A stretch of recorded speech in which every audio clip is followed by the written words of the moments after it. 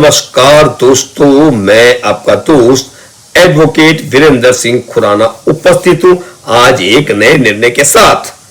आज हम बात करने वाले एक बहुत ही बड़े महत्वपूर्ण सुप्रीम कोर्ट के डिसीजन की, जो पूरे देश में हजारों जो प्लॉट होल्डर्स हैं उनको सीधा फायदा देने वाले हैं, जो कोऑपरेटिव सोसाइटीज हैं उनको भी फायदा देने वाला है। 5 दिसंबर 2025 को ऑनरेबल सुप्रीम कोर्ट ने एक आदेश जारी किया, एक निर्णय जारी किया, जिसमें झारखंड सरकार की एक पॉलिसी को, एक मेमो को पूरी तरह से अवैध घोषित कर दिया। यह फैसला क्यों जरूरी है, किसको कौन फायदा मिलेगा, कितना फायदा मिलेगा, इसका असर क्या होगा, अब रजिस्ट्री के रूल्स पर क्या असर पड़ने वाला है, यह सब जानेंगे आज की वीडियो में।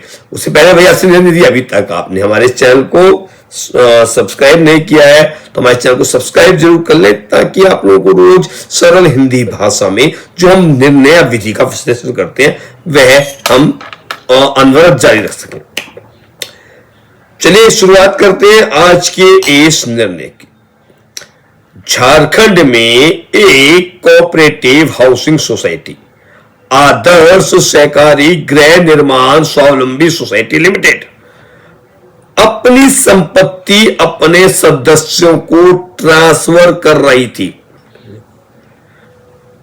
अब देखिए, यह हमें जानना बहुत जरूरी है कि झारखंड में जो इंडियन स्टाम्प एक्ट है, बिहार से झारखंड बना, तो वहां पे इंडियन स्टाम्प एक्ट में धारा 9 के बाद एक धारा 9A को जोड़ा गया। यानी कि जो धारा 9A कहती है वो इंडियन स्टाम्प एक्ट के तहत कोऑपरेटिव सोसाइटी को, जो कोऑपरेटिव सोसाइटी है, सहकारी समितियां हैं, जब अपने मेंबर को प्लॉट या होम ट्रांसफर करती हैं तो इस पर स्टाम्प ड्यूटी 0 होती है। यह देखिए, बार बार ही कह रहा हूं क्योंकि ऐसा ना कि कल हमारी जो वीडियो अलग अलग प्रांतों में लोग देख रहे हैं तो इसके लिए आपको अपने प्रांत का स्टाम्प एक्ट का अमेंडमेंट भी देखना होगा। लेकिन चूंकि बिहार में और झारखंड में अमेंडमेंट है कि सेक्शन 9A जोड़ा गया है, जिसमें इंडियन स्टाम्प एक्ट के तहत कोऑपरेटिव सोसाइटी जब अपने मेंबर को प्लॉट या होम ट्रांसफर करती है तो उस पर स्टाम्प ड्यूटी 0 होती है। लेकिन 2009 में झारखंड सरकार ने एक मीमो नंबर 494 जारी किया, जिसमें कहा गया रजिस्ट्री तभी होगी जब असिस्टेंट रजिस्ट्रार कोऑपरेटिव सोसाइटी की रिकमेंडेशन भी साथ होगी। यानी कि असिस्टेंट रजिस्ट्रार कोऑपरेटिव सोसाइटी से रिकमेंडेशन आवश्यक कर दी गई। बिना रिकमेंडेशन के आपकी रजिस्ट्री, अगर आप कोऑपरेटिव सोसाइटी का लाभ लेना चाहते हैं, स्टाम्प का लाभ लेना चाहते हैं, तो वह नहीं होगी। अब सोसाइटी ने क्या कहा? सोसाइटी ने कहा हमारे पास पहले से सर्टिफिकेट ऑफ रजिस्ट्रेशन है, यह साबित करने के लिए काफी है कि हम जेन्युइन सोसाइटी हैं, फिर अतिरिक्त एनओसी क्यों? अब यह जो प्रश्न है यह बड़ा इंपॉर्टेंट है। अब मामला पहुंच गया कोर्ट तक। हाई कोर्ट का फैसला जो आया, झारखंड हाई कोर्ट ने सोसाइटी की पेटिशन खारिज कर दी। झारखंड हाई कोर्ट ने क्या कहा? सोसाइटी की पेटिशन खारिज कर दी। हाई कोर्ट ने कहा यह मीमो गलत नहीं है, यह रिकमेंडेशन सुरक्षित प्रक्रिया का हिस्सा है, इससे फेक सोसाइटी रजिस्ट्री का गलत फायदा नहीं उठा पाएंगे। जो फेक सोसाइटी होंगी वह रजिस्ट्री में मिलने वाली छूट का लाभ नहीं उठा पाएंगी। लेकिन सुप्रीम कोर्ट में सोसाइटी ने अपील दाखिल कर दी, यानी झारखंड हाई कोर्ट के फैसले के अगेंस्ट सुप्रीम कोर्ट में अपील दाखिल हो गई। अब सुप्रीम कोर्ट ने पूरा जब विश्लेषण करके एक ऐतिहासिक फैसला दिया। सुप्रीम कोर्ट ने हाई कोर्ट का जजमेंट उलट दिया और कहा असिस्टेंट रजिस्ट्रार की रिकमेंडेशन मांगना इलीगल है। यह रिक्वायरमेंट पूरी तरह से अननेसेसरी है, यह ईज ऑफ डूइंग बिजनेस और गुड गवर्नेंस के खिलाफ है। कोर्ट ने मुख्य 3 बातें कही। रजिस्ट्रेशन सर्टिफिकेट ही सबूत है। कोर्ट ने कहा कि कोऑपरेटिव सोसाइटी जब रजिस्ट्रार से रजिस्ट्रेशन सर्टिफिकेट ले लेती है तो सेक्शन 5 का सब क्लॉज 7 कहता है certificate of registration is conclusive evidence, यानी उसका अस्तित्व और वैधता फिर कोई अधिकारी सवाल नहीं कर सकता। जो कोऑपरेटिव सोसाइटी का जो सेक्शन 5 का सब क्लॉज 7 कहता है कि जब रजिस्ट्रार से रजिस्ट्रेशन सर्टिफिकेट ले लिया गया है तो वह कंक्लूजिंग एविडेंस होगा, उसके अस्तित्व और अवैधता पर कोई अधिकारी सवाल नहीं कर सकता। फिर असिस्टेंट रजिस्ट्रार की रिकमेंडेशन क्यों? कोर्ट ने कहा यह डुप्लीकेट प्रोसेस है जो कोई वैल्यू ऐड नहीं करता। दूसरा सुप्रीम कोर्ट ने क्या कहा कि सरकार फेक सोसाइटीज को का बहाना क्यों नहीं लगा सकती। कोर्ट ने इस पर भी कहा, supreme court honourable supreme court ने साफ कहा फेक सोसाइटी की जांच रजिस्ट्रार का काम है, यानी कि जो भी फेक सोसाइटी की का जो को जांच करना है वो रजिस्ट्रार का काम है। कौन से रजिस्ट्रार का? सोसाइटी में जो है रजिस्ट्रार, कोऑपरेटिव सोसाइटी के रजिस्ट्रार का काम है, पर जेन्युइन सोसाइटी का काम रजिस्ट्री में रोका नहीं जा सकता। एक्स्ट्रा एनओसी मांगने का मतलब है देरी, भ्रष्टाचार की संभावना, अननेसेसरी लेयर्स, लोगों की समस्या बढ़ाना। तीसरा सुप्रीम कोर्ट ने मेन कहा कि कोर्ट ने नियमों को पूरी तरह निरस्त कर दिया क्योंकि यह कानून के खिलाफ था, सेक्शन 9A की छूट देने में बाधा बन रहा था, यह प्रक्रिया को जटिल कर रहा था। सुप्रीम कोर्ट ने कहा कि ये जो मीमो है प्रक्रिया को जटिल कर रहा है। अब देखिए इस फैसले का क्या आम लोगों पर प्रभाव पड़ने वाला है। कोऑपरेटिव सोसाइटी अब डायरेक्ट रजिस्ट्री कराएगी बिना किसी एक्स्ट्रा एनओसी के। अब देखिए स्टाम्प ड्यूटी 0 रहेगी सेक्शन 9A के तहत, लेकिन देखिए कोऑपरेटिव सोसाइटी में जहां जहां एनओसी मांगी जा रही है वह तो सर्टिफिकेट कंक्लूसिव प्रूफ होगा, सर्टिफिकेट को कंक्लूसिव प्रूफ मान लिया, लेकिन बिना एक्स्ट्रा एनओसी के उसी को मान लिया।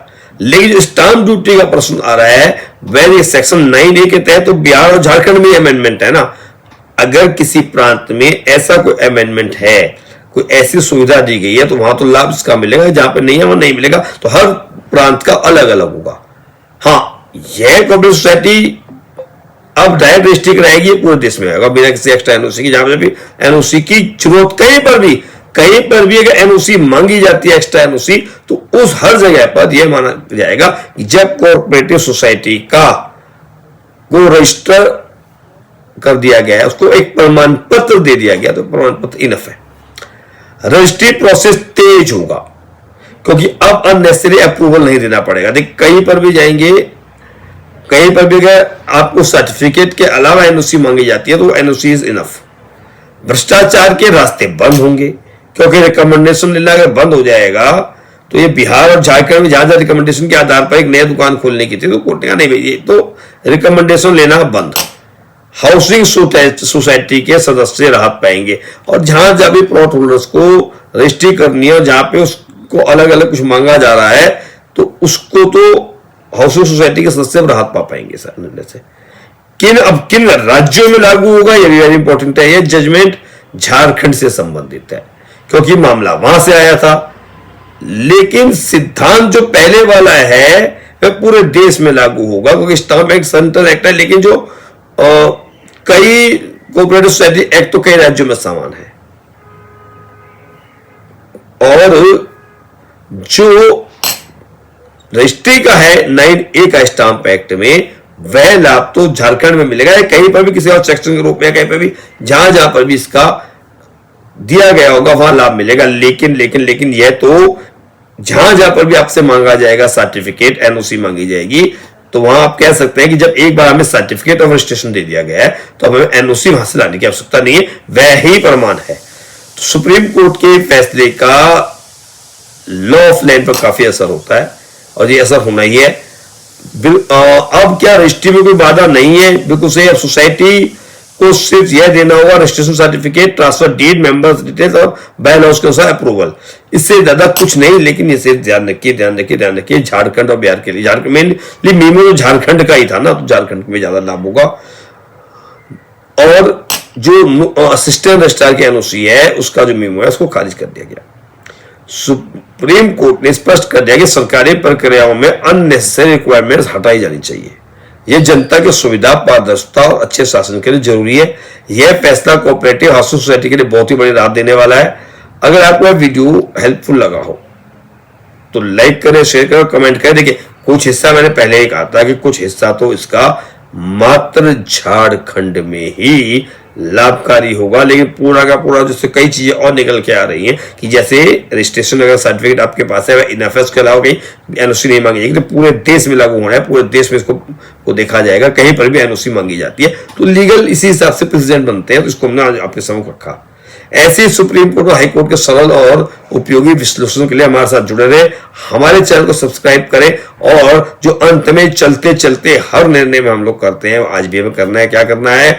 हम लोगों को आपको इसका साइटेशन बताना है। तो देखिए, साइटेशन इसका हम लोग आपको बता रहे हैं, स्क्रीन पर भी साइटेशन को लगा दिया है। इसका साइटेशन देख लेते हैं कि इसका साइटेशन क्या है, क्योंकि बिना साइटेशन के तो काम चलने वाला नहीं है। तो देखिए, इसका साइटेशन है Supreme Court of India civil appeal and jurisdiction और Adarsh Sahkari Grih Nirman Swavalambi society limited versus the state of Jharkhand and others. और इसका INSC नंबर है 2025 INSC 1389।